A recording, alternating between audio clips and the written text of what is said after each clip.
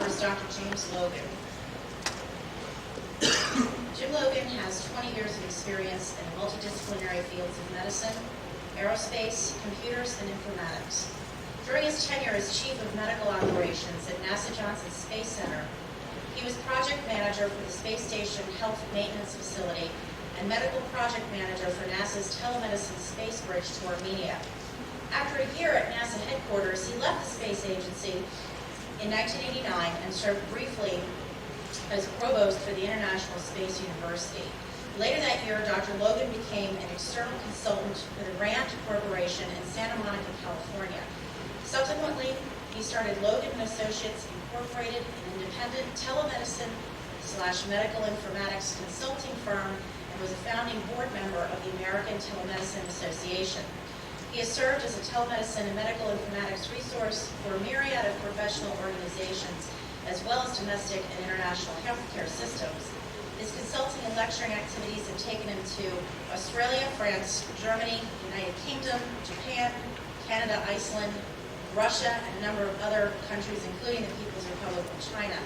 In 1997 and 1998, Dr. Logan served as the telemedicine clinical director for the Pacific Regional Program Office at Churchill Army Medical Center in Honolulu. Dr. Logan is a lifetime recipient of NASA's Distinguished Speaker Award and a past president of the Space Medicine Branch of the Aerospace Medical Association. He returned to NASA Johnson Space Center in January 1999 and is currently working with the Human Test Support Group at Johnson Space Center. Other JC activities include telemedicine, medical informatics, and advanced in-flight medical system planning, definition, and design activities for future expedition class missions. He is also the co-author of a new book, Telemedicine and the New Medical Paradigm, which will be published shortly. Dr. Logan is going to be giving us an overview today of telemedicine concepts. Please join me in welcoming Dr. James Logan.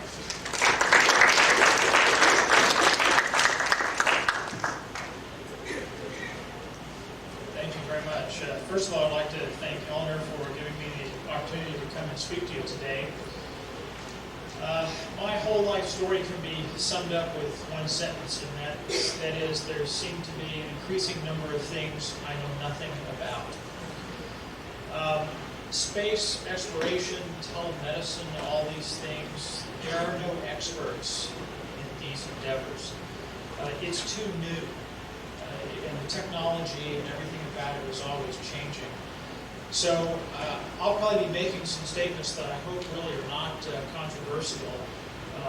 I don't claim that they're right, they're just an opinion. The thing I always like to tell people is good judgment comes from experience, and experience comes from bad judgment. I have a lot of experience in the space program and in telemedicine. I'd like to start off, though, kind of commenting, since we do have some extra time, I'd like to comment briefly on some of the excellent issues that were brought up by previous speakers. First, I'd like to do a pop quiz. Okay, everybody ready for a pop quiz? I'm not going to call on you, so you don't have to drift back toward the back. Anybody who knows the answer, just please yell it out, shout it out. Who was Ferdinand Magellan? First man to circumnavigate the world. Okay, and when did he do that? 1519-22. Excellent. How many men and how many ships did Magellan start out with? 3 ships, I forget how many. Okay, 5 ships, 225 men. How long was the expedition? 3 years. 3 years. Familiar number? How many men returned to Spain? About 15 or 20. 18. How many ships? 1. 1. This gentleman over here wins our Trivial Pursuit. Excellent. Magellan died on trip. And Magellan was not one of them. And the reason Died we in the know Philippines. exactly, Magellan died in the Philippines. The reason we know so much about the Magellan expedition is that fortunately the mission scribe was one of the 18 people who survived. Okay, and that's the reason we know so much about it. Okay, second trivia question. What was the singular invention or discovery, you could argue either way, that enabled the world's oceans to basically become a British lake, much the same way that generations later, computer technology enabled cislunar space to end up being an American lake? What was that looking for Okay, hold on. scurvy. What was the disease? Scurvy. And what was the solution? Vitamin C. All right.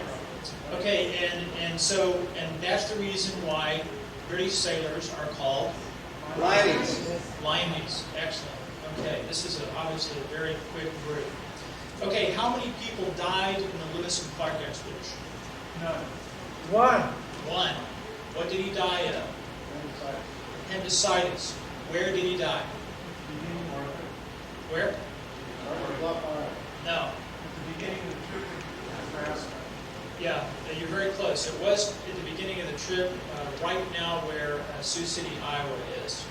Died on the banks of the Missouri River. My point is, for talking about all that, is that I think we're going to have to change our nomenclature when we talk about space exploration, space civilization. And the thing that I'd like to suggest to you is we stop using the term pioneering. Because when you look at the history of Homo sapien expansion out of Africa, and that happened several times, so the experts say, I'd like to really substitute a new word for really what happened then and what will have to happen now if the kind of things that we're talking about ever become a reality. And that is, take the word pioneering, drop the P, and add a B. Pioneering. And the reason I'd like to say that is because I think the whole visibility of the life sciences needs to become elevated, both in the pro-space community and especially at NASA. It's amazing to think that this is year 40, I guess, 39. This is year 39 of American manned spaceflight. We're probably going to do 3 missions this year to where? Low Earth orbit. Anybody real excited about that No. concept?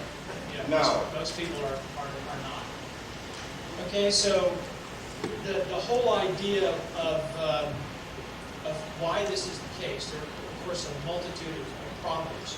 But in my experience, both being inside NASA and outside NASA, is that unfortunately, the engineering community and the life sciences community comes from 2 different cultures. I'd like to talk about that just briefly, because this was a real revelation to me. I'm going to tell you a couple of experiences that I had in the space program that will kind of bring this point to home. And that is, when I first got to NASA in 1981, I was a brand new flight surgeon, and I was young, and I was invincible, and of course, as a result, I already knew it all.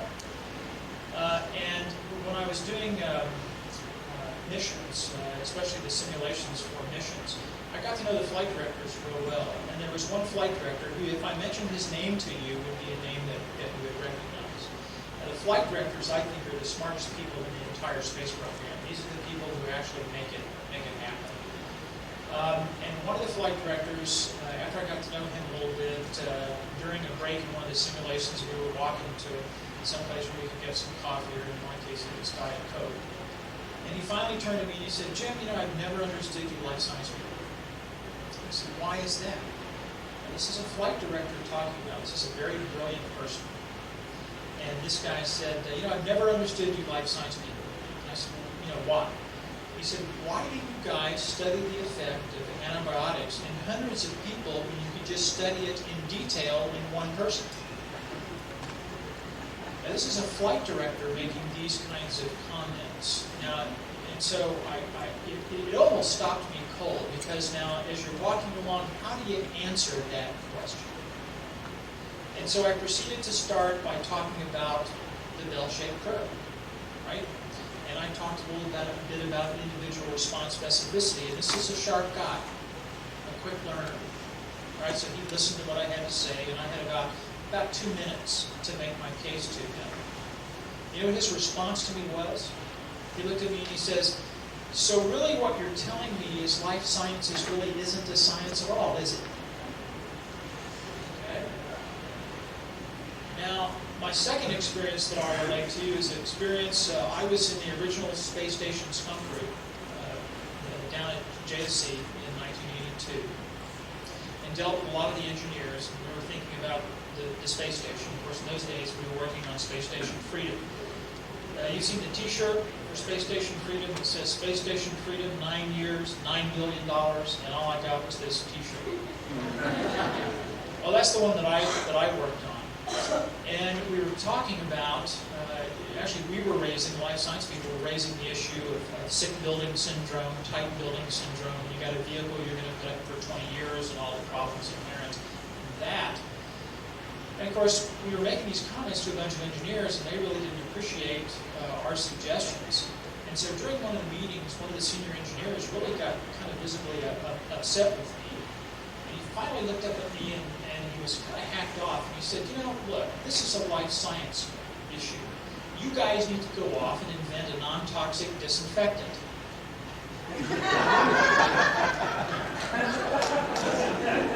I said, pardon me, would you please repeat that for the group? He said, yes, you guys need to go off and invent a non-toxic disinfectant. And he was really getting agitated. And I stood up and very soft, you could have heard a pin drop. I stood up and I said, what do you think a disinfectant is? And unfortunately, he was clueless as to what it really was. Okay, so we're left with these issues of two cultures. Now, we don't want to leave the impression that I'm aligning the engineers or the engineering culture. You have to admire what the engineering culture has been able to do. So it's not a question of one invalidating the other. It's not a question of who is right and who is wrong. Okay, it's a question of how they fit. To an engineer, God bless him, to an engineer, engineers live in a black and white universe. The circuit is either off or it's on. And that's it. That's the way they think. And that approach has been very successful. Let's not kid ourselves about how successful that approach has been. So you can almost look at it as engineers exist in a Newtonian universe in which everything is a linear thing. And with the proper math, you can describe anything. You can predict anything. In the life sciences, we deal in quantum mechanics. We talk and we deal in a universe of probability statements. Quantum mechanics does not invalidate Newtonian physics. Newtonian physics does not invalidate quantum mechanics. It takes both. But you have to be real clear about there are some issues in which Newtonian physics is what you need. And there are a lot of other issues in which quantum mechanics are what you need in order to figure out what's going on. So in my opinion, and I don't claim to be right, I'm just talking about the results of my own personal experience in this. What we have is a failure to communicate. Okay? And I will promise you the engineers will not learn the life science nomenclature. So we have to learn the engineering nomenclature. And we have to be able to communicate to them. They are very smart people, trust me on this. But they do come from a little bit different universe, and unfortunately it's going to take both. So that's the reason that I like to just go on record here and now as saying don't ever use the word pioneering anymore. From now on the word is pioneering. And that's what we do, and quite frankly, that's what mankind has always done. I have an assigned reading, some assigned reading for you. How many of you have read Guns, Germs, and Steel? Okay. That is required reading for all of you. If you look surprised when you look, Guns, Germs, and Steel, and it's by a life scientist by the name of Jared Diamond. Please get it and read it. And it will recalibrate your entire view of human history. And the whole concept of pioneering will become very valid for you.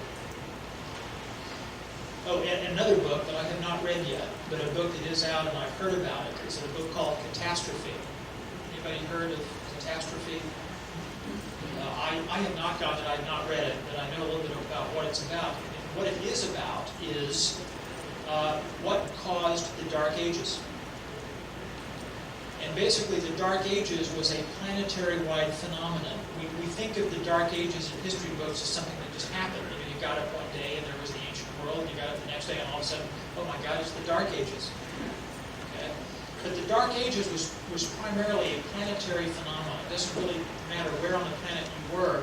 The Dark Ages, so to speak, can be traced to a particular event. And that event, oddly enough, was the explosion of Krakatoa, a major volcano in the Indonesian islands. And the point is that one event that basically tipped the scales from an ecological life sciences perspective, ended the ancient world. Ended it. Almost within a decade. Okay?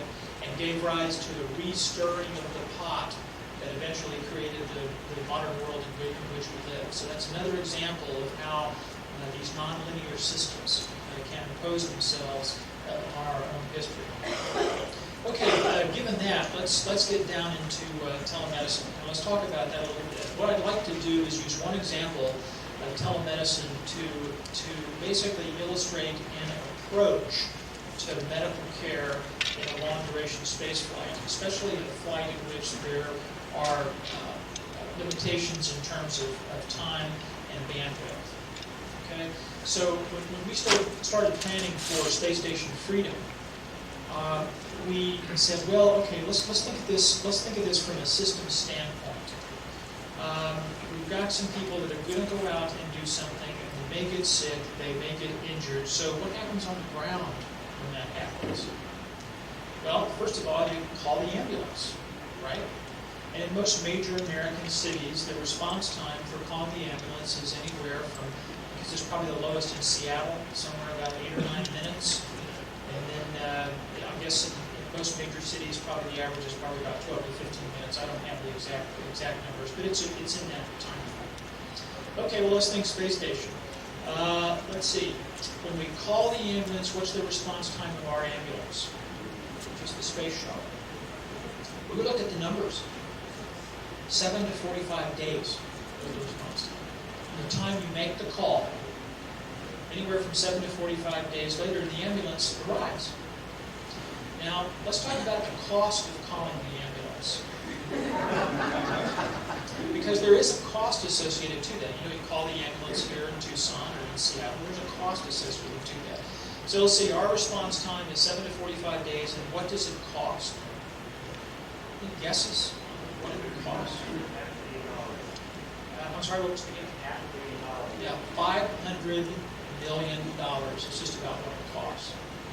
Call the ambulance. So let's think about value. $500 billion, 7 to 45 days. Well, that's not really a high value situation, is it?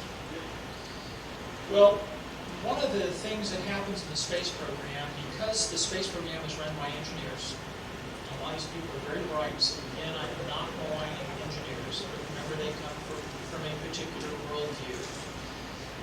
Anytime they think of something that is even quasi-life sciences, the first response is, we'll just engineer around it.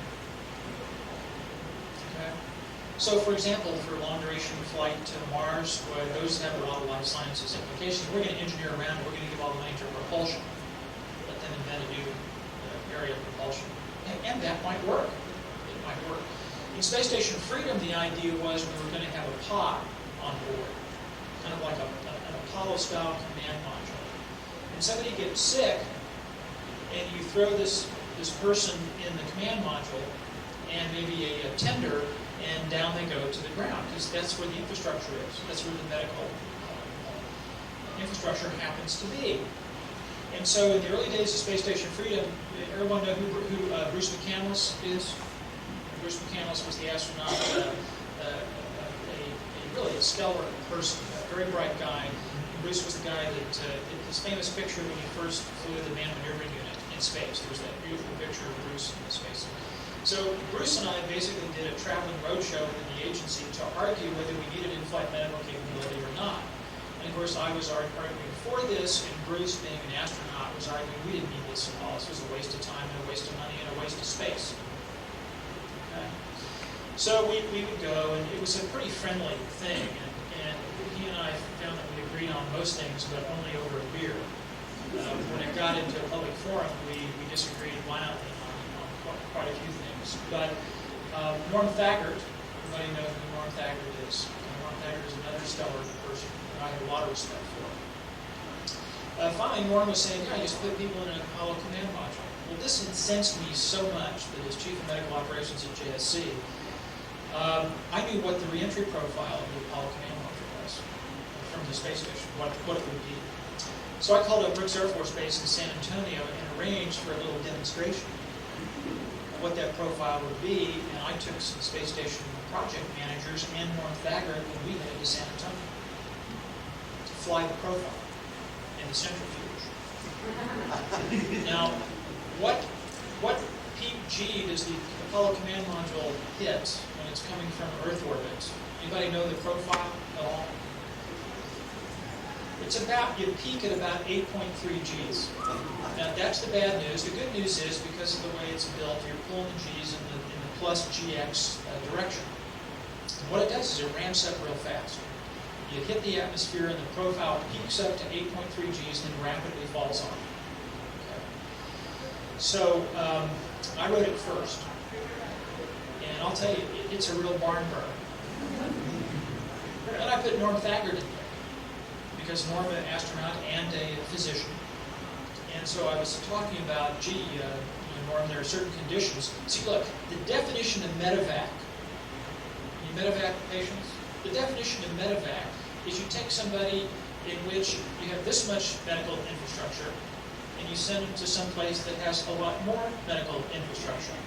Taking somebody that was ill or injured from the space station, which we were proposing would have some kind of medical infrastructure, taking them from there, flying them through an Apollo command module style reentry profile where they're bobbing up and down in the Pacific Ocean waiting for the aircraft carrier, that doesn't meet my definition of medevac.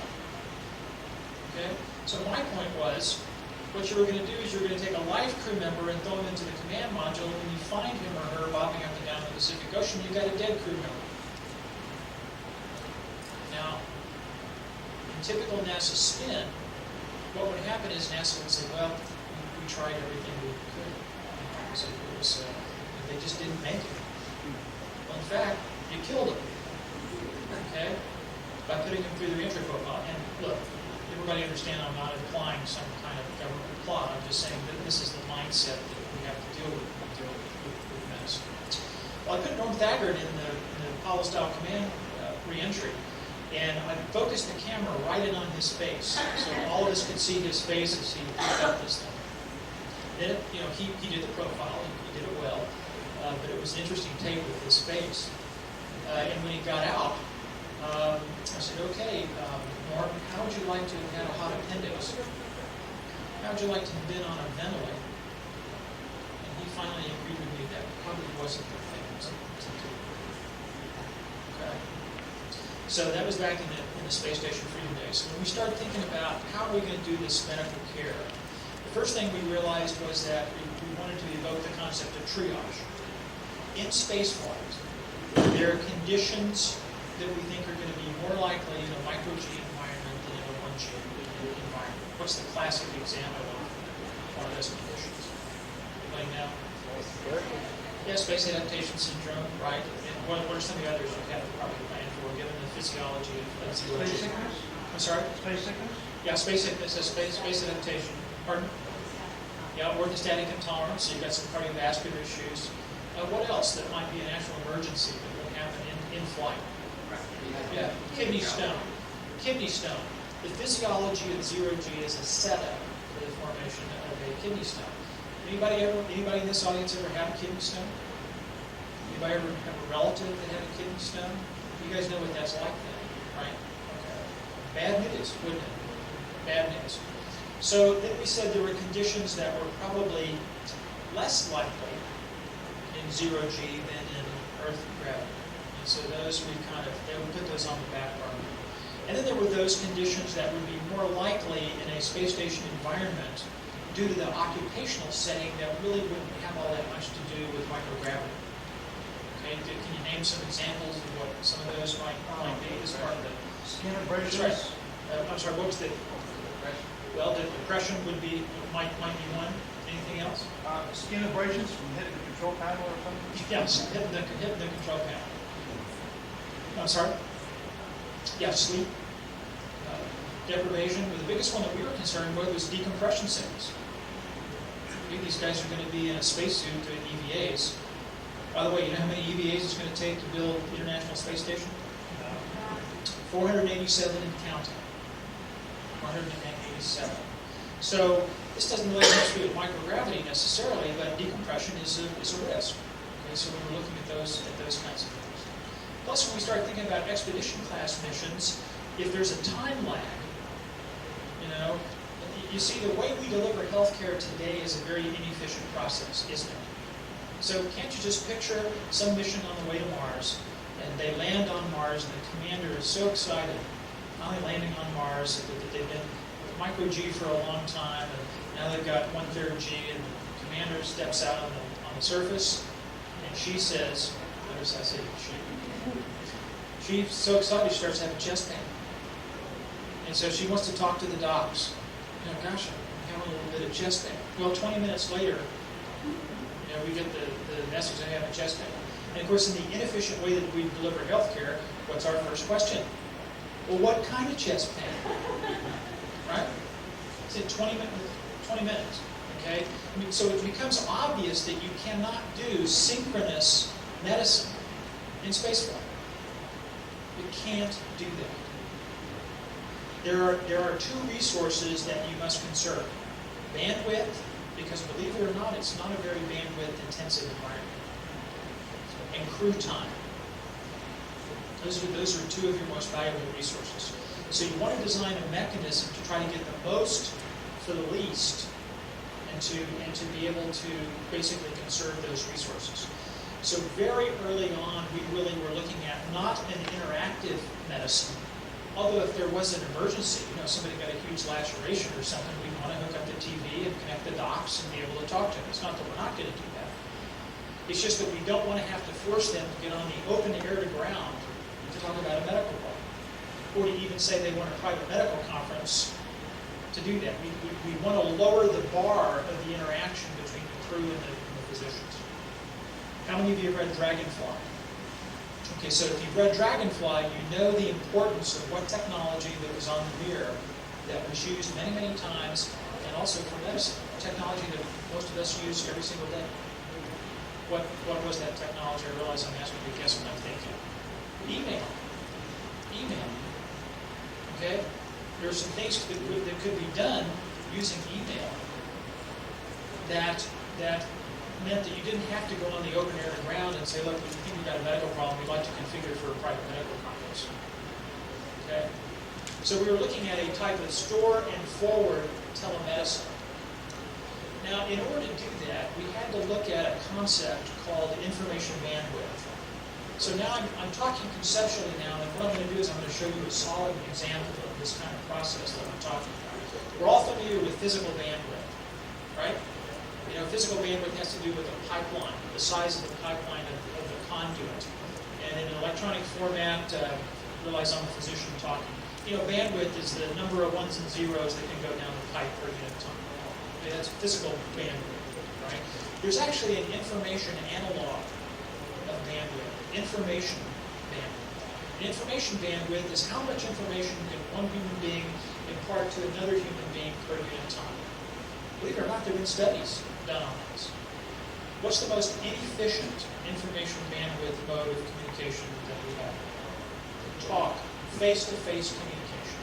The most inefficient. You see, so if that's the most inefficient mode, and then you're going to do medicine by interactive video, or video teleconferencing, all you've done is taken an inherently low information bandwidth medium and made it a lot more expensive, and you haven't improved it. So in the professions, in all professions, we try to artificially bump up the information bandwidth of face-to-face communication. And what do we use when we do that? In all the professions. What do we use? Jargon. You go down to the computer store and you talk to some of these computer guys, and they start rattling off all these acronyms, RAM and VRAM, SHAM, all that kind of stuff, And heavens knows engineers don't do that. One of the things I do when I got to NASA was took me about 1.5 years to learn the foreign language. because everything is an acronym. Well, everything is a TLA, three-letter acronym. Some are four. And what about medicine?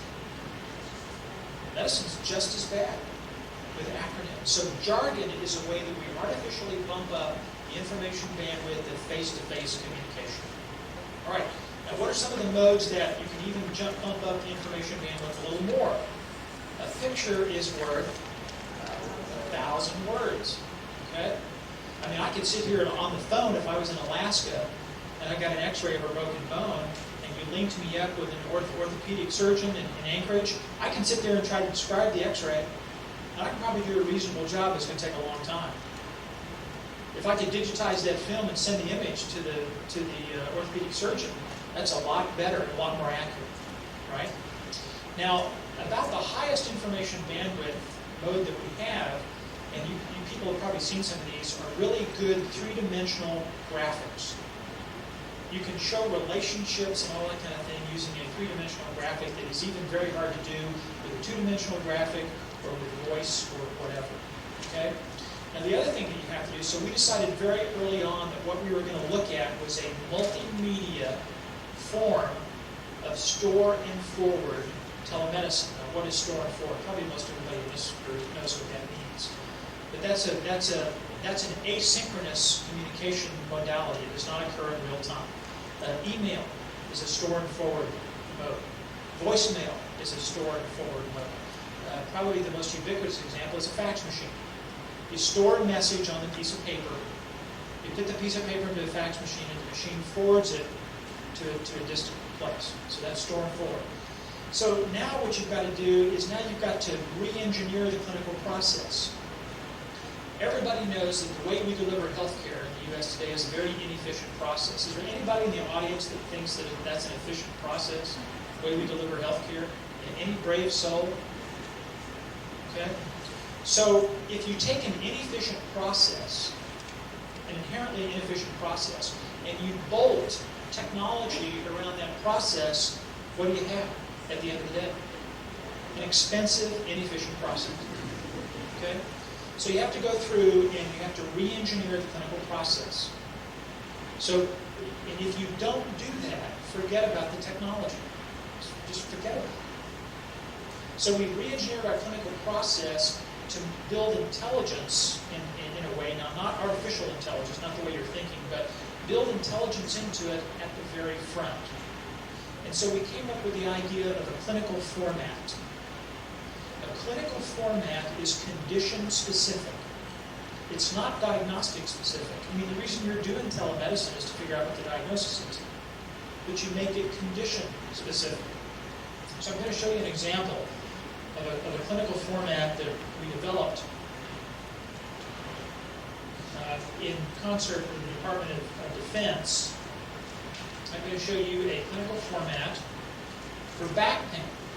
Back pain is a condition, and everybody knows what back pain is. It's not a diagnosis.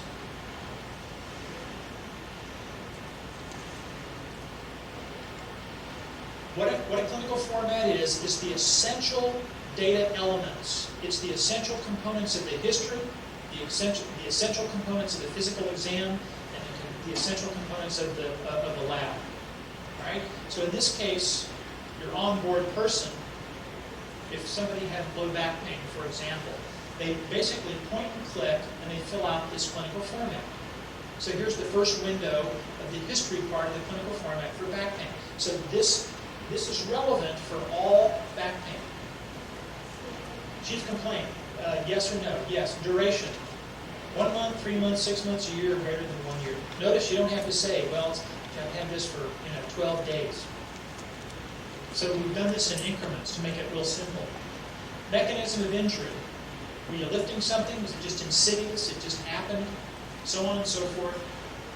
Radiculopathy. In other words, does the pain radiate from the back to some other part of the body, either around the side or maybe down the lower extremities or something like that? Yes or no? Aggravating causes and what actually makes it get better. NSAIDs is another acronym. That's a non-steroidal anti-inflammatory drug. Okay? So what you do is you basically point and click your way through that. And remember, this is in an asynchronous model. Here's the history too. Loss of bladder valve control, yes or no. Motor weakness, loss of sensation. If you have sensation, where's the sensory loss? Have you ever had prior back pain? And if so, when? So this is the first time in the process anybody has to type in anything. And that saves a lot of crew time, doesn't it? You don't force the crew to act like a third-year medical student, typing out on a keyboard. Patient is a 33-year-old male astronaut with a 12-day history of lower back pain with radiating down the right lower extremity to the position of the knee. And you don't force them to do that. They just fill out this clinical format.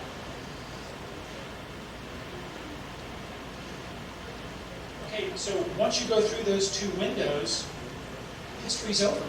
You're done with it. Now here's the physical. Here's the physical exam. Now, the orthopedic surgeons will tell you that if you're asking them to diagnose at a distance or to do a remote electronic triage, that you have to tell them what the results of Waddell's sign are. Right over here. See Waddell's? Now look, folks, I graduated from medical school over 20 years ago. I hardly remember there was a Waddell's sign, much less it has anything to do with back pain. Okay? But if I'm the crew medical officer on board the station, they want to know all this stuff with Waddell's sign. So let's see, simulation of in-block rotation. What the heck is that? So you press a little demo, and up on your computer screen comes another format which describes the test in black. The simulation test is performed by rotating the patient's shoulders and pelvis passively as one unit in the standing position. Now, I realize in microgravity it may not be that relevant, but we did this for the Department of Defense. Okay? A positive test is always in red, and a negative test is always in blue. And then we have two little video loops that if you went and clicked that, it would show the video loop so you would even know the time course of how fast to rotate this and how much to rotate that patient. So now you're an expert in Waddell's sign. And then you would send, here's the physical exam window 2, and I chose back pain because back pain has a pretty extensive clinical format. I chose this for reasons it's a fairly complex one. But if you knew what you were doing, you could point and click your way through this real fast, and then off it goes as a multimedia email file.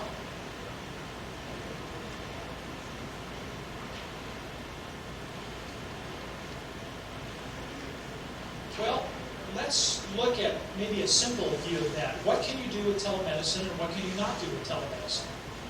Telemedicine works real well with medical specialties that are either primarily visual or primarily cognitive. Now, an example of a visual specialty is what? Dermatology, primarily a visual specialty. What are some of the others? What about radiology? In radiology, you get the image. That's all you do. You never put your hand on a patient. God forbid. So, what's an example of a cognitive specialty? Well, psychiatry might be a cognitive specialty. It's true. What are some of the others? Nephrology, excellent example of a cognitive specialty. The nephrologists very rarely have to do hands-on. You give a nephrologist the right information, and it doesn't matter whether they're across the room, across the hall, or across the planet. They can do a pretty good diagnosis, or especially some kind of triage for you. So this is something we implemented at Johnson Space Center recently for our own employees. Not just necessarily just for the astronauts, but for our own employees. And you taxpayers are going to be so proud of this.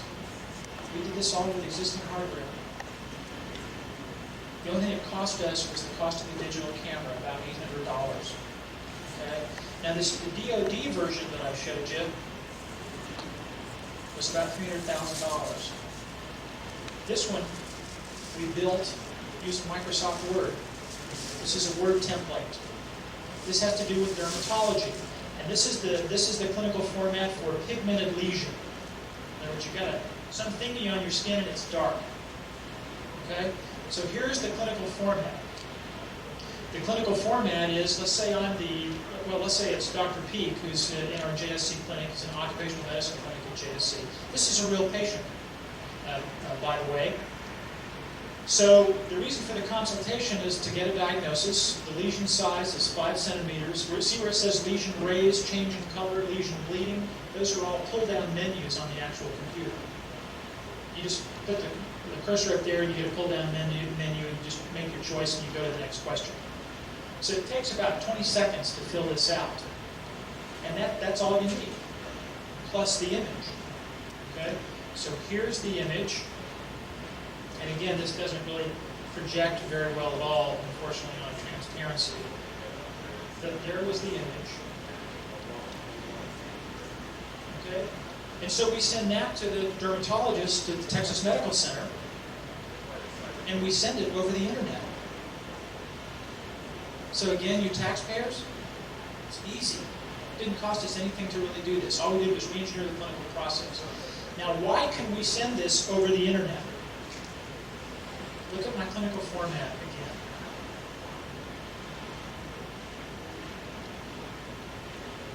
You see any patient identifying data in that message? No. This is why we can use the internet. You don't see name. The only thing you see is sex. It's a female, but it's somewhere between the age of 40 and 60. She's somewhere between the age of 40 and 60. Why? Because the dermatologist told us he doesn't need to know whether she's 43 years old. He just needs to know she's between 40 and 60. So what we do is we assign a consult number. That's the red number. JSC 0004. This was our 4th consult. We've done about 40 of these now. Even the specialty dermatologist that we're sending this to doesn't know who the patient is. They don't need to know who the patient is. Okay? And then the dermatologist looks at it, looks at the images using Adobe Photoshop. I guess it's Adobe Photoshop LE, limited edition. And he sends back this message. This is all email. He just presses forward on his email. It automatically forwards back to the original consult manager at the JSC clinic, and this is what he says. This is Dr. Owens, Don Owens. He says, this is a lesion that should be excised for biopsy. It may be just a traumatized seborrheic keratosis, but it could be a melanoma. It could. It could be done in HTML, but we did not want to use the web. And the reasons for that, and I'll go into that in just a second. No, we could encrypt all this if we wanted to. There are all kinds of technical stuff we can do with this. My point to you is we wanted simplest case stuff that would work.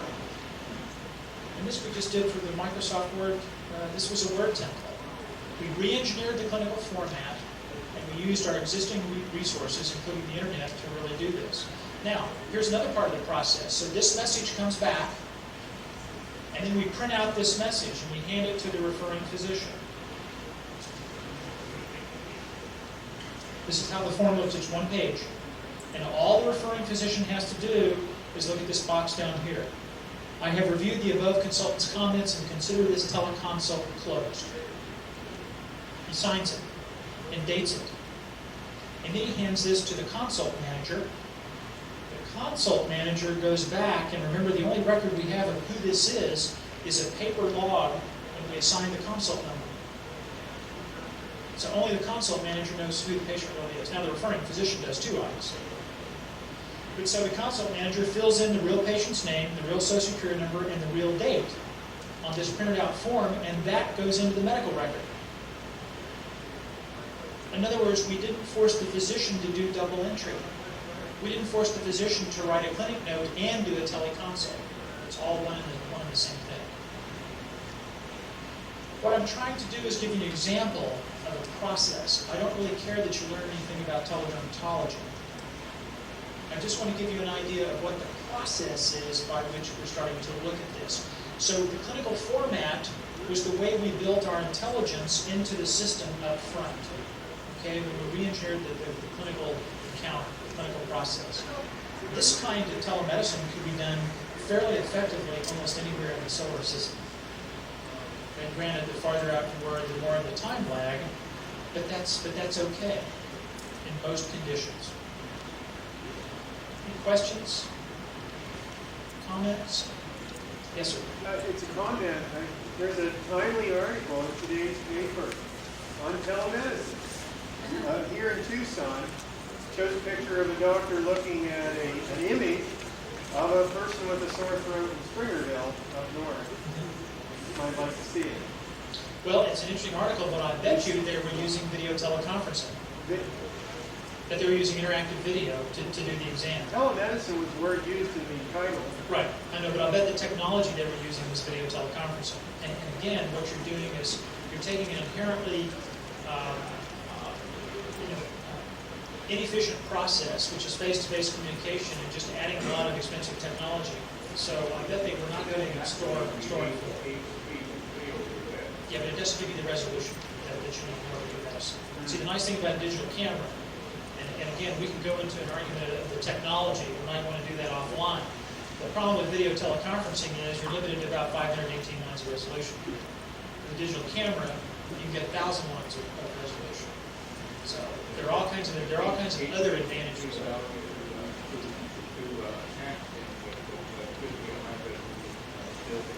Right. And the reason we didn't use the web on this, and the reason that the format, the mode that we used was electronic mail, email. And the reason is email is a push technology for the most part. The web is a fetch technology. Anytime you say the word browser, that means you're using a fetch technology. You use the browser to go navigate through a system in which you go fetch the data.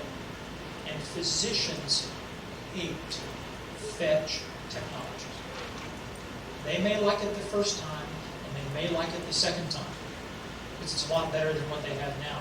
But the 50th and 60th time that they do that, they ask themselves the question, why am I on a computer fetching the data? Why didn't the data just come to me? And what happens is you can take an inherently push paradigm, like email, and even though the very last part of that, you download from a server, but you can automate that process. So from the standpoint of the user, it looks like a push technology. Physicians love push technologies, they hate fetch technologies, and the web is a fetch paradigm. Yes?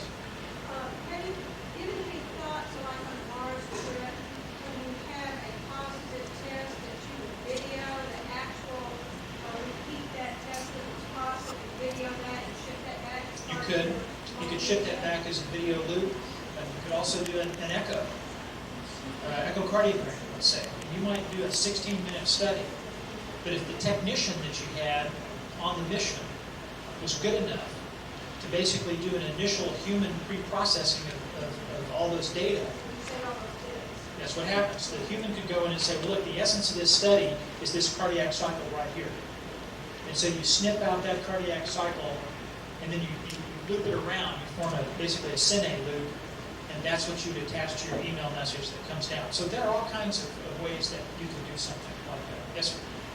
Yeah, I want to say I enjoy your talk. It was very rewarding for me, but even hopeful, seeing an MD thinking like an engineer.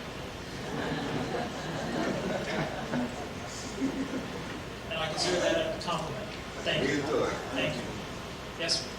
Yes, I wonder if that technology could be applied here on Earth to decrease the cost of the consultation. Yes.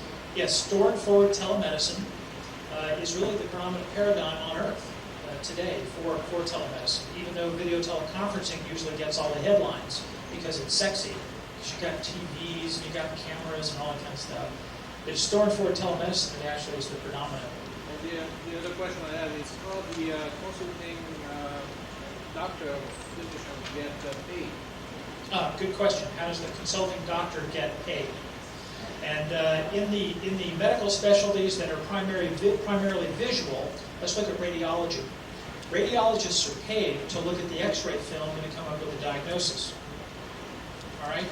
But once you do the studies that prove that the electronic image is at least as good as the film, then the radiologist gets paid for looking at the electronic image. So it's not surprising that teleradiology was really the first store and forward telemedicine that is reimbursed by all the payers.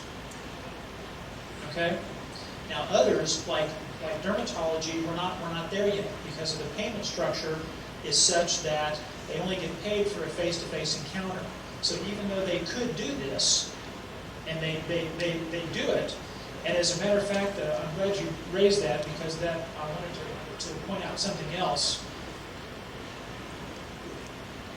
None of this is experimental. We're talking about teledermatology. This is not experimental. This is a state-of-the-art medical technology, and which this is supposed to remind me to tell you that in spaceflight, one of the things that I feel very strongly about is for our crews on the way to Mars, we are not going to be doing experimental medicine on these guys and gals. We're going to only be doing medicine in state-of-the-art medicine, unless we get really desperate, and then we might do something as a desperate measure. But otherwise, it's a validated concept. Now, there was the prime paper was done in 1977 by my friend Joe Kvidar. Here's some examples of other verification studies that have been done on teledermatology. So I think it's only a matter of time before this is actually reimbursed. It is reimbursed now in managed care, because in managed care, the whole barriers for fee-for-service reimbursement goes away. So if you can use the technology to make your time of your specialists more productive, then you can do that. See, the other advantage of store and forward teledermatology is I could do the dermatology using video teleconferencing. I mean, I could do that, and I could make a diagnosis. But how much time would it take to do that? It might take 10, 12, 13, 14 minutes to do a diagnosis to teledermatology using video teleconferencing. If you do it store and forward, and you streamline the process, it takes maybe a couple of minutes. Because most of the teledermatologists that I know tell me that when they call up the image, and the image comes up, pretty immediately they either know that they know or they know that they don't know. We'll see, we're going to have to pause to move on, so thank you very much. Anyway, that's just a kind of an overview of the